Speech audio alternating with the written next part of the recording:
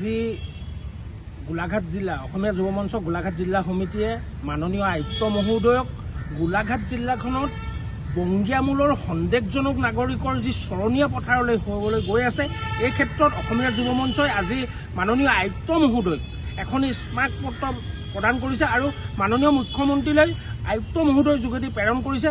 লগতে আয়ুক্ত মহোদয়কো স্মাৰক পত্ৰখন দিছে আৰু মৰঙী ৰাজচক্ৰৰ বিষয়ালৈ এখন স্মাৰক পত্ৰ দিছে যে গোলাঘাট জিলাত আজি এই চলিত বছৰৰ মাজভাগতে জুন জুলাই মানতেই মাননীয় মুখ্যমন্ত্ৰীৰ নেতৃত্বত গোলাঘাট জিলাত যি বংগীয়া মূলৰ সন্দেহজনক যিসকল লোকৰ মানে চৰণীয়া পথাৰ হৈ তেওঁলোকে চৰকাৰী ভূমি যি অবৈধভাৱে দখল কৰি ৰাখিছিলে, এই ক্ষেত্ৰত মাননীয় মুখ্যমন্ত্ৰীৰ নেতৃত্বত গোলাঘাট জিলাৰ প্ৰশাসনৰ সহযোগত যি উচ্ছেদ কৰিছিল, আমি অসমীয়া যুৱ মঞ্চ গোলাঘাট জিলা সমিতি আৰু কেন্দ্ৰীয় সমিতিয়ে উষ্ম আদৰণি জনাইছোঁ।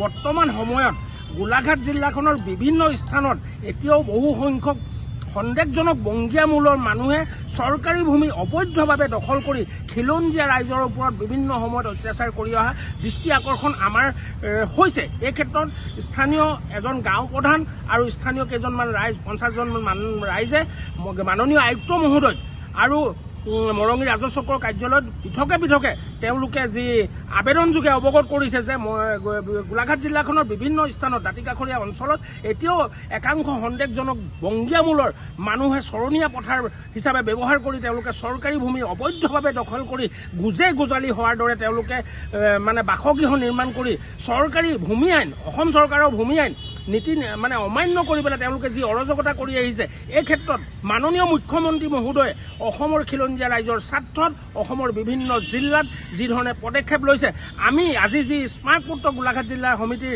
নেতৃত্বত আমি মাননীয় আয়ুক্ত মহোদয়ৰ যোগেদি মাননীয় মুখ্যমন্ত্ৰী মহোদয়লৈ প্ৰেৰণ কৰিছিলোঁ। সেই স্মাৰক পত্ৰখনৰ যোগেদি মাননীয় আয়ুক্ত মহোদয়ক যাতে এই যি চৰণীয়া পথাৰ বংগীয়া মূলৰ সন্দেহজনক মানুহৰ যি চৰণীয়া পথাৰ হৈছে, তেওঁলোকৰ ক্ষেত্ৰতো মাননীয় মুখ্যমন্ত্ৰী মহোদয়ে গোলাঘাটবাসী খিলঞ্জীয়া ৰাইজৰ স্বাৰ্থত তেওঁলোককো শীঘ্ৰে উচ্ছেদ কৰাৰ যাৱতীয় ব্যৱস্থা গ্ৰহণ কৰিবৰ কাৰণে অসমীয়া যুৱ মঞ্চ গোলাঘাট জিলা সমিতিৰ লগতে কেন্দ্ৰীয় সমিতিৰ তৰফৰ পৰা মাননীয় মুখ্যমন্ত্ৰী মহোদয় কাটৰ অনুৰোধ কৰিছোঁ আৰু আশা কৰিছোঁ খিলঞ্জীয়া জনসাধাৰণৰ স্বাৰ্থত মাননীয় মুখ্যমন্ত্ৰী মহোদয় আৰু জিলা আয়ুক্ত মহোদয়ে তেওঁলোকৰ ওপৰত কঠোৰতকৈ কঠোৰ ব্যৱস্থা লৈ পেলাই তেওঁলোক য'ৰ পৰা আহিছে তেওঁলোকক তালৈ পঠাই দিয়াৰ ব্যৱস্থা কৰিব আমি আহ্বান জনাইছোঁ। অনাথ আমি 10 দিনৰ সময় বান্ধি দিছোঁ। 10 দিনৰ ভিতৰত যদি মাননীয় আয়ুক্ত মহোদয় এই বিষয়ে কোনো ব্যৱস্থা নলয়, তেতিয়াহ'লে অসমীয়া যুৱ মঞ্চ গোলাঘাট জিলা সমিতিৰ নেতৃত্বত স্থানীয় ৰাইজৰ সহযোগত আমি গণতান্ত্ৰিকভাৱে যিকোনো কাৰ্যসূচী হাতত ল'লে তাৰ বাবে কিন্তু অসমীয়া যুৱ মঞ্চ গোলাঘাট জিলা সমিতি বা কেন্দ্ৰীয় সমিতি কোনো কাৰণতে জগৰীয়া নহয়। এই কথাটো কিন্তু আমি আজি ইয়াৰ পৰাই সকীয়াই ৰাখিছোঁ। মাননীয় মুখ্যমন্ত্ৰী মহোদয় এই যি খিলঞ্জীয়াৰ স্বাৰ্থত যি পদক্ষেপ গ্ৰহণ কৰিছে, আমি উষ্ম আদৰণি জনাইছোঁ আৰু আমি সদায় তেখেতৰ লগত আছোঁ। অসমীয়া যুৱ মঞ্চ সদায় তেখেতৰ খিলঞ্জীয়াৰ স্বাৰ্থত যিখিনি কাম কৰিছে, আমি অসমীয়া যুৱ মঞ্চ সদায় তেওঁৰ লগত থাকি যাম। অনাগত দিনতো তেখেতৰ হৈ মাত মাতি যাম। ধন্যবাদ। আজি আমি অসমীয়া যুৱ মঞ্চ গোলাঘাট জিলা সমিতিয়ে আহি আয়ুক্ত মহোদয়ক স্মাৰক পত্ৰ প্ৰদান কৰিছোঁ আৰু আয়ুক্ত মহোদয়ৰ যোগেদিয়ে মুখ্যমন্ত্ৰী মহোদয়লৈ আমি এখন স্মাৰক পত্ৰ অৰ্পণ কৰিছোঁ। অবৈধ বাংলাদেশীৰ বিৰুদ্ধে কঠোৰ হোৱা মুখ্যমন্ত্ৰী মহোদয়ক আমি জ্ঞাতাৰ্থে দুটামান কথা জনাব বিচাৰিছোঁ। ইয়াৰ যোগেদি এই স্মাৰক পত্ৰৰ যোগেদি গোলাঘাটত যেনেধৰণে চাৰিওফালে অবৈধ নাগৰিকৰ বিৰুদ্ধে অভিযান চলিছে, ঠিক যেনে আমাৰ উৰিয়ামঘাটে হওক, মেৰাপানী, নেঘেৰিবিলকে ধৰি গোলাঘাটৰ নিচেই কাষতে মইনাপাৰ অঞ্চলতো কিছুদিন আগতে আপোনাৰ উচ্ছেদ অভিযান চলিছিল।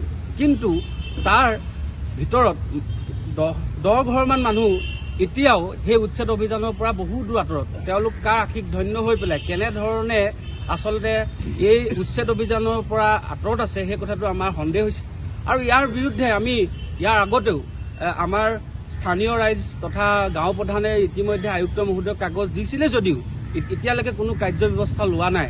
সেই হেতুকে আমি অসমীয়া যুৱ মঞ্চ গোলাঘাট জিলা সমিতিয়ে প্ৰশাসনক জনাইছোঁ যে আপোনালোকে অতি শীঘ্ৰে এই 10-15 যি সন্দেহযুক্ত নাগৰিক আছে তেওঁলোকৰ বিৰুদ্ধে কঠোৰ ব্যৱস্থা গ্ৰহণ কৰিবলৈ অনুৰোধ জনাইছোঁ আৰু আমি প্ৰশাসনক 10 দিনৰ সময়সীমা বান্ধি দিছোঁ।